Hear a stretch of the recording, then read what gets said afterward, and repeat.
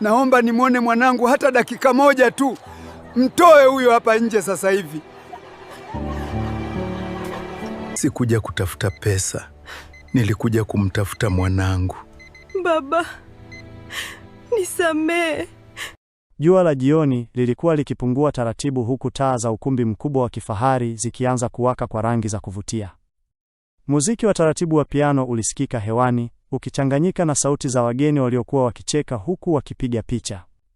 Magari ya kifahari yalikuwa yamepangwa nje ya ukumbi na kila mtu aliyefika alionekana kuvaa mavazi ya gharama kubwa yaliyong'aa chini ya mwanga wa taa. Ilikuwa siku kubwa kwa Neema, msichana aliyekuwa akiolewa na mfanyabiashara maarufu sana mjini. Watu wengi walimtamani maisha yake. Alionekana mwenye furaha isiyo na mwisho akiwa ndani ya gauni lake jeupe lililoshonwa kwa ustadi mkubwa. Alitembea taratibu huku wageni wakimtazama kwa mshangao na wengine wakinong'ona kwa wivu. Lakini nje ya ukumbi huo wa fahari, hali ilikuwa tofauti kabisa. Mzee mmoja aliyekuwa amevaa koti kuukuu lililochanika pembeni alisimama karibu na geti kubwa la ukumbi. Uso wake ulionekana kuchoka sana, kana kwamba alikuwa ametembea safari ndefu kwa miguu. Mikononi mwake alikuwa ameshika begi la zamani lililoonekana kubeba vitu vichache tu. Viatu vyake vilikuwa vimejaa vumbi na macho yake yalionekana kuwa na huzuni nzito iliyofichika ndani yake. Walinzi walimwangalia kwa dharau kabla ya mmoja wao kusema kwa ukali, "Mzee, hapa si sehemu ya ombaomba. Ondoka." Lakini yule mzee hakubishana. Alivuta pumzi ndefu kisha akasema kwa sauti ya chini yenye maumivu, "Tafadhali, nahitaji kumwona Neema hata kwa dakika moja tu." Habari zilipomfikia Neema ndani ya ukumbi, uso wake ulibadilika ghafla kwa hasira. "Aondolewe mara moja. Sitaki ombaomba aharibu harusi yangu." Baadhi ya wageni wakacheka kwa dharau, huku akimtazama yule mzee kama mtu asiye na thamani yoyote. Hakuna hata mmoja wao aliyefahamu kuwa mzee huyo alikuwa ametumia zaidi ya miaka 20 akimtafuta Neema kila kona ya dunia. Yule mzee alibaki amesimama kwa sekunde chache nje ya ukumbi baada ya kufokewa mbele ya watu wengi. Muziki wa harusi uliendelea kusikika kwa mbali, huku vicheko vya wageni vikichanganyika na sauti za magari yaliyokuwa yakiwasili mmoja baada ya mwingine. Lakini kwake, kila kitu kilionekana kuwa kimya. Macho yake yalijaa huzuni nzito, kana kwamba moyo wake ulikuwa umebeba maumivu ya miaka mingi sana. Polepole aliinamisha kichwa chake chini. Kabla hajaondoka pale getini, alimuita mmoja wa walinzi kwa ishara ya mkono. Kutoka ndani ya koti lake kuukuu, alitoa bahasha ndogo iliyokuwa imechakaa pembeni, kana kwamba ilikuwa imehifadhiwa kwa miaka mingi sana. "Mwanangu akimaliza harusi, tafadhali mpe hii," alisema kwa sauti ya upole iliyotikiswa na uchovu. Kisha akaondoka taratibu gizani, huku begi lake kuukuu likining'inia begani. Masaa kadhaa baadaye, baada ya wageni kuondoka na shamra za harusi kupungua, Neema alikuwa ameketi chumbani kwake akivua mapambo yake taratibu. Ndipo mmoja wa walinzi alipomkabidhi ile bahasha. Kwa kawaida asingejali kitu kutoka kwa mtu aliyemfukuza, lakini kitu ndani yake kilimsukuma kuifungua. Ndani kulikuwa na picha ya zamani iliyofifia rangi kwa sababu ya muda. Picha hiyo ilimwonyesha mwanamke mmoja akiwa amembeba mtoto mchanga mbele ya nyumba ya udongo. Neema alipoitazama vizuri, mapigo ya moyo wake yakaanza kwenda kasi. Mwanamke aliyekuwa kwenye picha alikuwa mama yake. Na yule mtoto mchanga aliyekuwa amebebwa mikononi, alikuwa yeye mwenyewe. Mikono yake ikaanza kutetemeka alipogeuza picha ile nyuma. Kulikuwa na maneno yaliyoandikwa kwa kalamu iliyofifia. "Kwa mwanangu niliyepotezana naye mwaka 2006. Usiku ule haukuwa kama usiku mwingine kwa Neema. Ingawa alikuwa ndani ya chumba kizuri cha hoteli kilichopambwa kwa maua na mishumaa ya harusi, moyo wake haukuwa na amani hata kidogo. Alikaa kitandani akiwa ameishikilia ile picha ya zamani kwa mikono iliyokuwa ikitetemeka taratibu. Kila alipoitazama, ndivyo maswali yalivyozidi kuongezeka kichwani mwake. Mume wake alimsogelea kwa wasiwasi baada ya kuona uso wake umebadilika ghafla. "Neema, kuna nini?" aliuliza kwa upole. Bila kusema neno, Neema alimkabidhi ile picha. Macho yake yalikuwa tayari yamejaa machozi. "Mtu huyu ameijuaje picha ya mama yangu?" alisema kwa sauti ya chini yenye hofu. Kwa miaka yote aliyokuwa akiishi, Neema alikuwa akijua jambo moja tu kuhusu baba yake, kwamba alifariki kabla hajazaliwa. Hivyo ndivyo alivyokuwa akiambiwa tangu utoto wake. Hakuwahi kuuliza sana kwa sababu kila alipouliza, mama yake alikuwa akilia au kubadilisha mazungumzo. Moyo wake ulianza kuhisi kuwa kulikuwa na ukweli mkubwa uliofichwa kwa miaka mingi. Usiku wote alikesha macho. Asubuhi ilipoingia, Neema hakujali hata uchovu wa harusi. Alibadilisha nguo haraka na kuanza kumtafuta yule mzee kila mahali karibu na ukumbi. Aliwauliza walinzi waliokuwa getini. Mmoja wao alijibu kwa sauti ya polepole. Baada ya kufukuzwa, aliondoka kwa miguu akiwa analia. Maneno hayo yalichoma moyo wa Neema kama moto. Kwa mara ya kwanza tangu harusi ianze, alihisi aibu kubwa ndani yake. Alikumbuka jinsi alivyomfokea mbele ya watu wote bila hata kujua alikuwa nani. Siku kadhaa zilipita huku Neema akiendelea kumtafuta yule mzee kila kona ya jiji. Alitembelea vituo vya mabasi, mitaa ya zamani, makanisa na hata sehemu ambazo watu wasiokuwa na makazi walikuwa wakilala usiku. Kadiri muda ulivyopita, ndivyo moyo wake ulivyozidi kuwa mzito. Hakuelewa kwa nini alikuwa akihisi maumivu makubwa juu ya mtu ambaye hata hakumjua. Mwishowe, siku moja alipokea taarifa kutoka kwa muuguzi mmoja aliyekuwa karibu na ukumbi wa harusi siku ile. Mzee unayemtafuta amelazwa hospitali ya serikali, alimwambia. Neema alienda haraka hospitalini. Harufu ya dawa na sauti za wagonjwa zilijaza korido ndefu za jengo lile la zamani. Alipofika wodini, alimwona yule mzee akiwa amelala kitandani, mwili wake ukiwa dhaifu sana kuliko siku ya harusi. Mzee huyo alipoinua macho yake na kumwona Neema amesimama mlangoni, machozi yalianza kumtiririka taratibu mashavuni. Alitabasamu kwa uchovu mkubwa kisha akasema kwa sauti iliyokatika, "Nilijua siku moja ningekuona tena mwanangu." Neema alibaki amesimama kimya. Hakujua aseme nini. Moyo wake ulikuwa ukidunda kwa nguvu huku macho yake yakimtazama yule mzee kwa mshangao na hofu kwa wakati mmoja. Baada ya dakika chache za ukimya, mzee huyo alianza kusimulia historia yake. Alieleza kuwa miaka mingi iliyopita alikuwa mfanyabiashara mkubwa sana mwenye kampuni na mali nyingi. Maisha yake yalikuwa mazuri mpaka maadui zake walipoanza kumharibia biashara zake mmoja baada ya mwingine. Kisha vurugu za kisiasa zikaanza nchini. Katika mkanganyiko wa kukimbia na kuokoa familia yake, mtoto wake mdogo Neema alipotea ghafla. Tangu siku hiyo, alisema hakuwahi kuacha kumtafuta. Kwa zaidi ya miaka 20 aliizunguka dunia akiwa na tumaini moja tu moyoni, kumwona tena mwanaye kabla hajafa.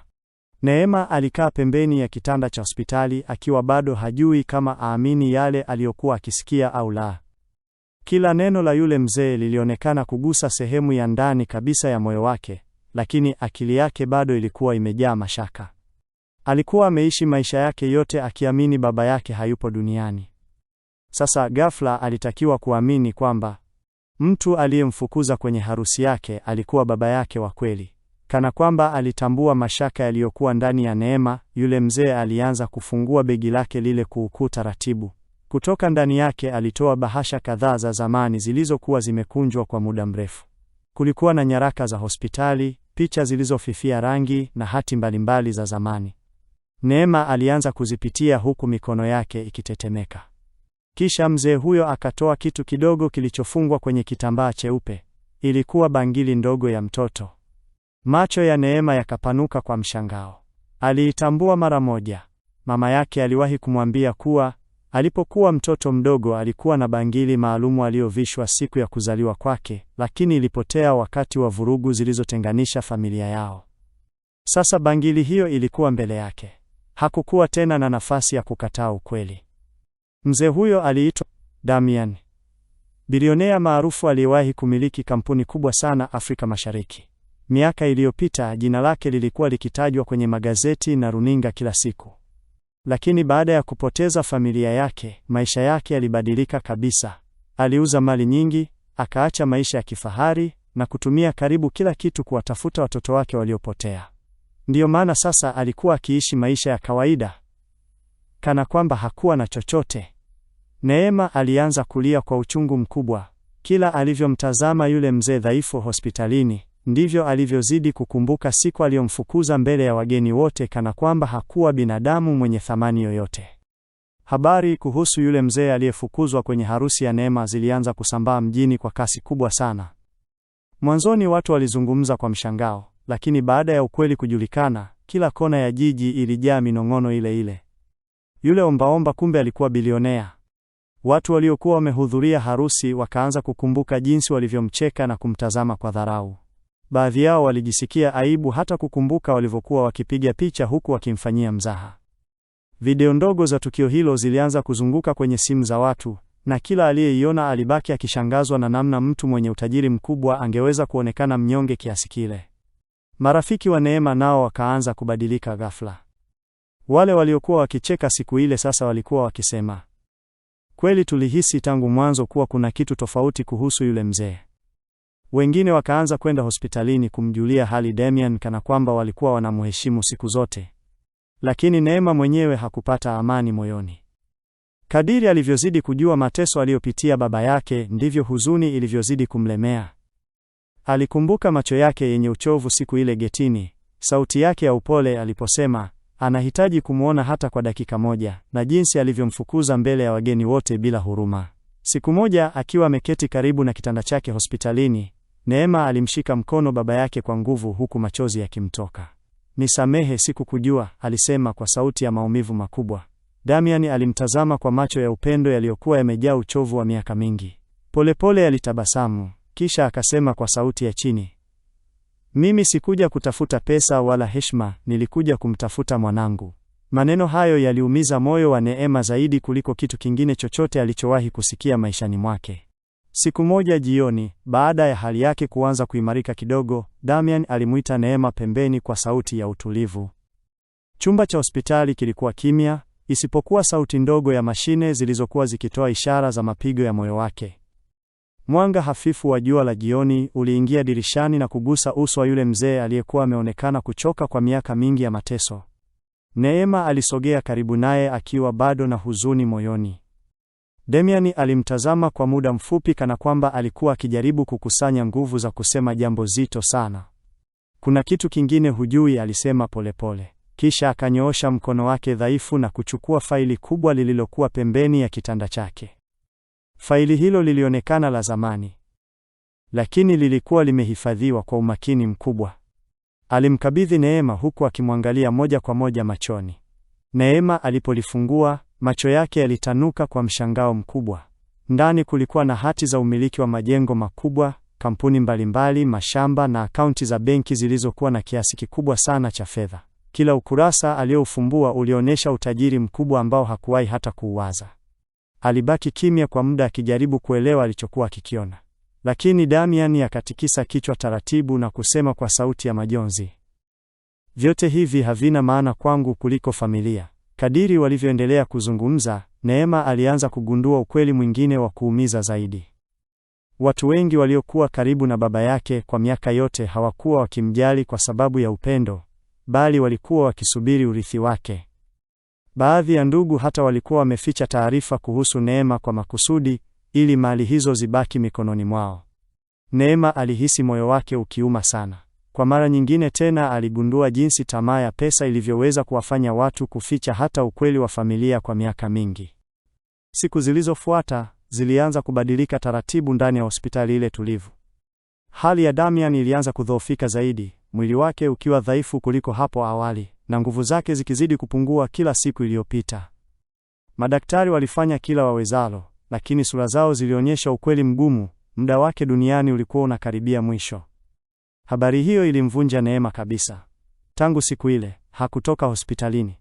Aligeuza kiti chake kuwa mahali pa kuishi, akilala kwa muda mfupi tu pembeni ya kitanda cha baba yake, na mara nyingi akiamka kumshika mkono kuhakikisha bado yupo. Kila kupumua kwa Damian kulikuwa kama somo jipya kwa moyo wa Neema. Alianza kumhudumia kwa upole mkubwa, akimlisha, kumfuta jasho, na hata kumtazama tu kwa macho yaliyojaa huzuni na upendo kwa wakati mmoja. Kila dakika iliyopita ilionekana kuwa ya thamani kuliko maisha yote aliyowahi kuyaishi kabla. Siku moja jioni, hospitali ikiwa kimya na taa za chumba zikiwa zimepungua mwanga, Damian alifungua macho yake taratibu. Alimgeukia Neema aliyekuwa amekaa pembeni yake, akiwa ameshika mkono wake kwa nguvu, kana kwamba anaogopa kumpoteza tena. Kwa sauti iliyokatika lakini yenye amani ya ajabu, alisema, nilikuwa tayari kufa zamani, lakini Mungu amenipa nafasi ya kukuona tena. Maneno hayo yalimgusa Neema moja kwa moja moyoni.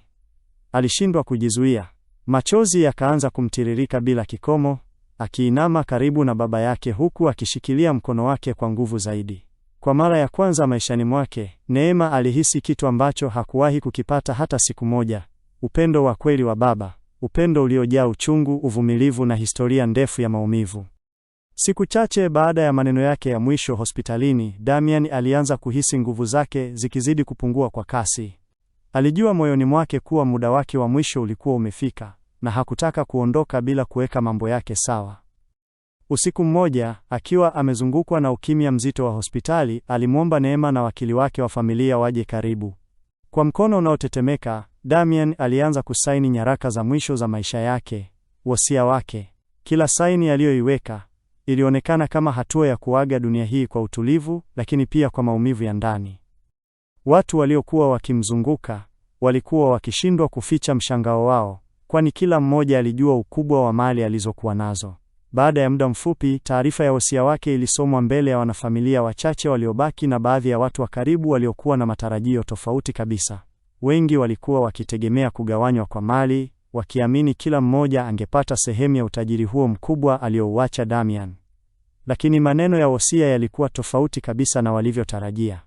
Mali yangu yote isimamiwe na Neema, kwa sababu ndiye aliyebaki na moyo wa kweli. Ukumbi mdogo wa mkutano ulijaa ukimya mzito. Baadhi ya ndugu walibaki midomo wazi, wengine wakaanza kunong'ona kwa hasira na mshangao. Wengine walionekana kutokuwa na imani kabisa na uamuzi huo. Lakini Damian, akiwa bado amelala hospitalini, lakini akiwa na nguvu za kusema, aliinua sauti yake dhaifu na kuongeza maneno yaliyogusa kila mtu aliyekuwepo. Utajiri unaweza kurudi. Familia ikipotea ni vigumu kuipata tena. Neema alikaa kimya, macho yake yakiwa yamejaa machozi. Hakuwahi kufikiria kuwa mzigo mkubwa wa mali na urithi ungewekwa juu yake, lakini zaidi ya yote, alihisi uzito wa upendo wa baba yake na imani aliyoiweka kwake hadi pumzi yake ya mwisho. Baada ya siku za maombolezo kupita, mazishi ya Damian yalifanyika kwa heshima kubwa, yakihudhuriwa na watu wengi waliokuwa wameguswa kwa namna tofauti na maisha yake ya ajabu. Ukimya mzito ulitawala hewani, ukichanganyika na upepo mdogo uliokuwa ukitikisa miti karibu na eneo la makaburi. Neema alisimama mbele ya mamia ya watu waliokuwa wamekusanyika, akiwa amevaa mavazi meusi ya huzuni, lakini uso wake ukiwa umejaa hisia nzito zisizoelezeka. Moyo wake ulikuwa mzito, lakini alijua ilikuwa wakati wa kusema ukweli uliobeba maumivu yake yote. Alipoinua macho yake, sauti yake ilianza kwa utulivu, lakini ikitetemeka kidogo kutokana na hisia. Siku ya harusi yangu nilimfukuza mtu niliyemwona hana maana, kumbe alikuwa baba yangu. Ukumbi mzima ulitulia ghafla. Hakukuwa na sauti hata ya kunong'ona. Kila mtu alibaki akimsikiliza kwa makini, baadhi wakiwa wameinama vichwa kwa aibu na wengine wakishindwa kuamini walichokuwa wakisikia. Neema alipumua kwa kina, kisha akaendelea, macho yake yakiwa yamejaa machozi. Usimdharau mtu kwa mavazi yake au hali yake. Wengine wana majeraha makubwa kuliko tunavyofikiria. Maneno hayo yaliingia ndani ya mioyo ya watu waliokuwepo kama mshale mkali. Wengi walibaki wakitafakari maisha yao wenyewe, wakikumbuka watu waliowahi kuwadharau bila kujua historia zao. Baada ya mazishi, maisha ya Neema yalibadilika kabisa. Aliacha kujihusisha na anasa za zamani, na badala yake akajikita katika kusaidia watoto yatima, wazee waliotelekezwa, na watu wasiojiweza. Kila alichokifanya kilibeba kumbukumbu ya baba yake na somo alilomwachia. Na kila alipopita mitaani na kuona watu maskini au waliopuuzwa, moyo wake ulikuwa ukirudi siku ile ya harusi, siku aliyomfukuza baba yake bila kujua kuwa alikuwa akimkataa sehemu ya maisha yake mwenyewe.